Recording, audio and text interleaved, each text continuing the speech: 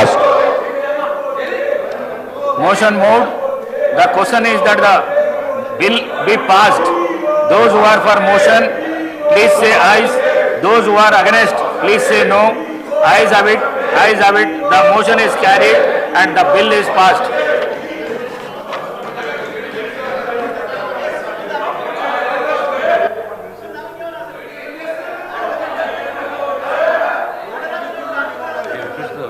I request the Minister for Legislative Affairs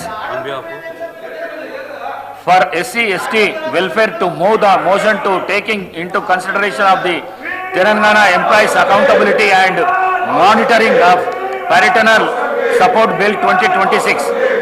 Minister Garu. Honorable Speaker, sir, I beg to move for taking into consideration of Telangana Employees Accountability and Monitoring of Parental Support Bill 2026. Motion moved. I request the Minister to explain the silent features of the bill. అధ్యక్ష,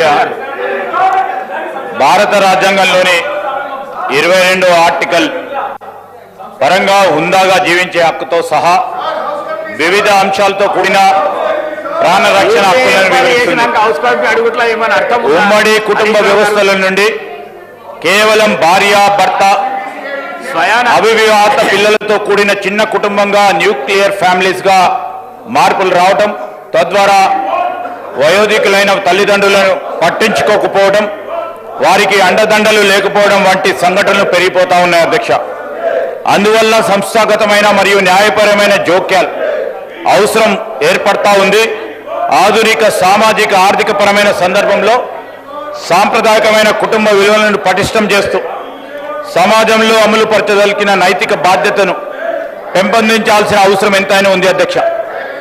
ఉద్యోగి యొక్క ఆధారపడిన తల్లిదండ్రులు భారతీయ కుటుంబ వ్యవస్థలో విడలేని భాగంగా ఉన్నందువలన తల్లిదండ్రుల పట్ల నిర్లక్ష్యం వహిస్తున్న ఉద్యోగుల్లో నిర్ణీతమైన ప్రమాణాలను నెలకొల్పడం ద్వారా అమలు పరిచదగ నైతిక విలువలను పెంపొందించడానికి ఉపయోగకరంగా ఉంటుందని భావించడమైనది.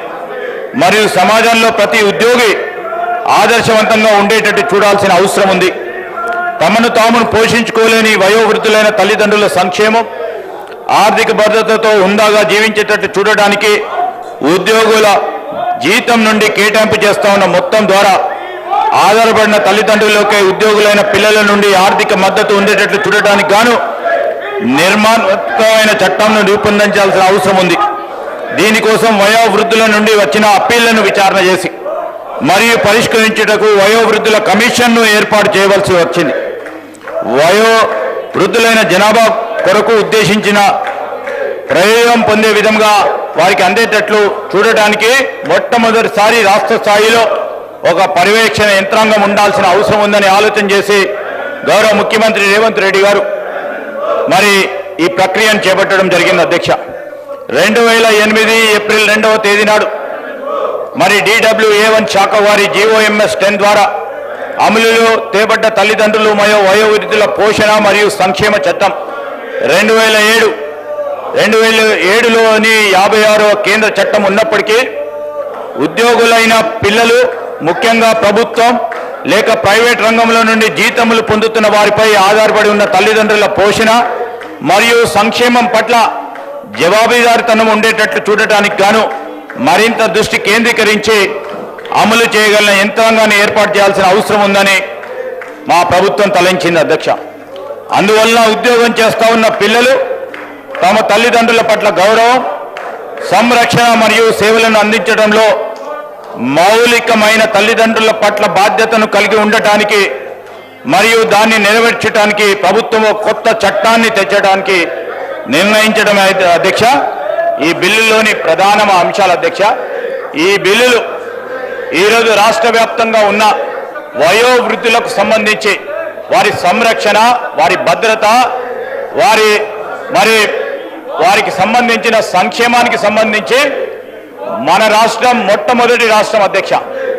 ఇలాంటి ఒక ప్రొడక్టివ్ బిల్, ప్రయోజనకరమైన బిల్లును ఈరోజు బిల్లులో మీ ద్వారా మీ సమక్షంలో మా కాంగ్రెస్ పార్టీ ప్రభుత్వంలో మొట్టమొదటిసారి వయోవృద్ధులకు సంబంధించి, తల్లిదండ్రులకు సంబంధించి ఒక చట్టపరంగా వారికి భద్రత కలిగించి వారి సంక్షేమాన్ని ఆలోచన చేస్తా ఉన్న ఈ కార్యక్రమాన్ని దృష్టిలో పెట్టుకొని ఆయన దీనికి సంబంధించి చర్చలో పాల్గొనాల్సిందిగా నేను టీఆర్ఎస్ సభ్యులని కోరుతా ఉన్నాను. ఎందుకంటే ఈరోజు అందరి తల్లిదండ్రులకు సంబంధించి మొత్తం రాష్ట్ర వ్యాప్తంగా తల్లిదండ్రులకు సంబంధించిన అంశం అధ్యక్ష.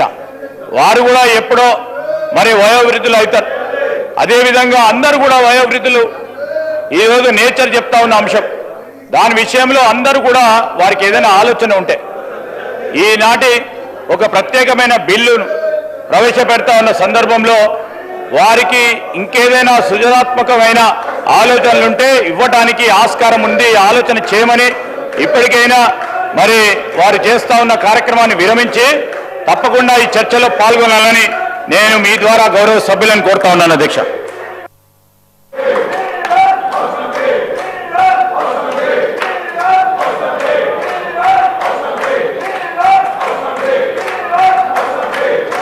గౌరవ హరీష్ రావు గారు, హరీష్ రావు గారు, హరీష్ రావు గారు, హరీష్ రావు గారు, హరీష్ రావు గారు, హరీష్ రావు గారు, స్వయాన రాష్ట్ర ముఖ్యమంత్రి గౌరవనీయులు రేవంత్ రెడ్డి గారు సిబిఐ ఎంక్వైరీకి స్టేట్మెంట్ ఇచ్చిన తర్వాత హౌస్ కమిటీ అడుగుట్లో ఏమైనా మతలబ్ ఉందా?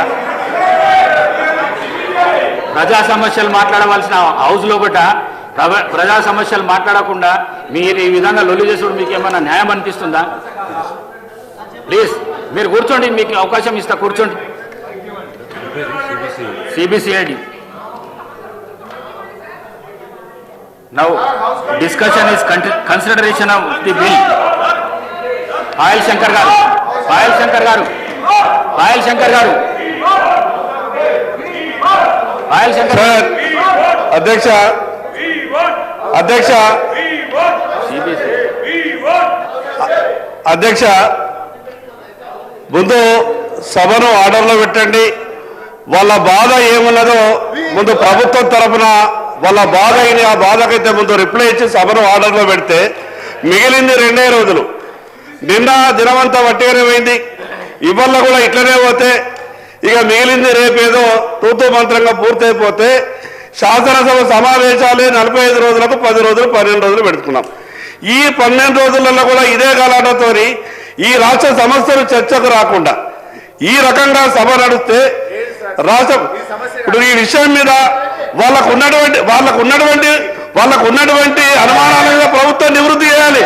ప్రభుత్వం ఇచ్చేటటువంటి సమాధానం వాళ్ళకు సంతృప్తిగా లేనప్పుడు ప్రభుత్వం సంతృప్తిగా వచ్చే సమాధానం ఇవ్వాలి. పాయల్ శంకర్ గారు గౌరవ శాసనసభ్యులు, నిన్న ముఖ్యమంత్రి గారు స్పష్టంగా రాష్ట్ర వ్యాప్తంగా ఉన్న ఒక ప్రధానమైన సంస్థ, నేను ఇంతకుముందే చెప్పాను అధ్యక్ష, CBCID enquiry. Sir CBCID enquiry ఈరోజు హైలీ ఇన్స్టిట్యూషనల్ ఎంక్వైరీ చేయాల్సిన ఒక ప్రధానమైన రాష్ట్రానికి సంబంధించిన సంస్థ. ఆ రాష్ట్ర సంస్థ నమ్మకం లేకుండా 10 సంవత్సరాలు నడిపిన అధ్యక్ష ప్రభుత్వం.